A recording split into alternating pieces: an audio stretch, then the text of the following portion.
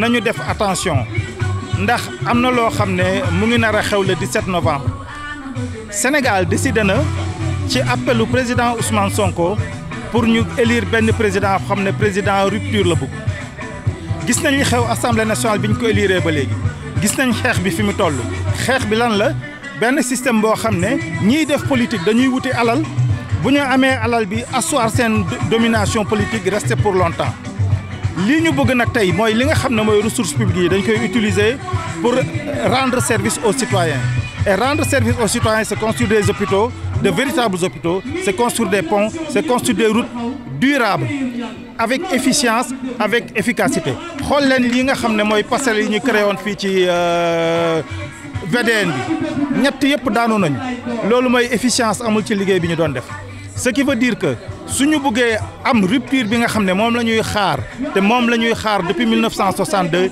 il faut que ñu voter le 17 novembre pour avec une majorité écrasante pour le président Ousmane Sonko afin que nous ayons la majorité qu'il faut et que nous puissions dérouler et changer le système actuel.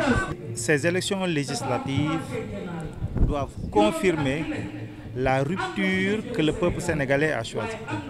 N'oublions pas que nous allons quitter un système clientéliste qu'un penseur comme Jean-François Bayard avait appelé dans son livre intitulé La démocratie en Afrique, la politique du ventre. La politique qui consiste à aller accéder aux ressources publiques et à utiliser les ressources publiques pour asseoir sa base politique et sa notoriété politique. C'était une perte extrêmement grave dans ce pays qui a fait que nous avons connu toutes les difficultés que nous avons connues jusqu'ici.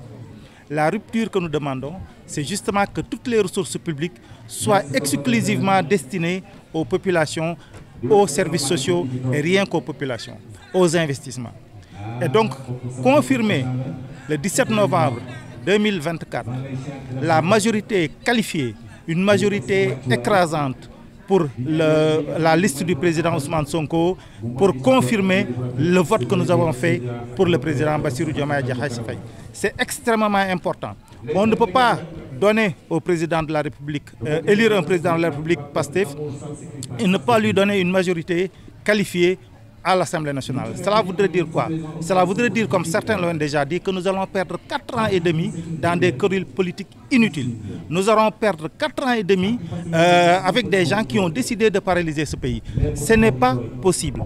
Il faut absolument, il faut à tout prix que le peuple sénégalais qui a voté pour le président Bassirou Diomaye Diakhar Faye confirme son vote le 17 novembre pour que le Sénégal puisse aller dans une étape nouvelle.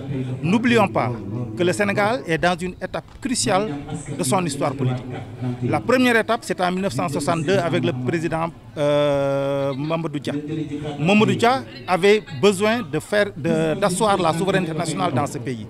Malheureusement, il n'a pas pu échapper à une certaine frange politicienne qui ne voulait pas de cette politique souverainiste. Mamadou Dia avait espéré, et il l'a dit publiquement, il l'a toujours dit, il avait espéré qu'il y ait des jeunes qui reprennent le flambeau pour une souveraineté nationale. Avec Ousmane Sonko, avec Bassirou Diomaye Diakhar Faye, nous avons cette possibilité et nous allons confirmer le 17 novembre cette rupture qui est attendue et la souveraineté nationale pour le Sénégal. Souveraineté politique, souveraineté économique, souveraineté diplomatique.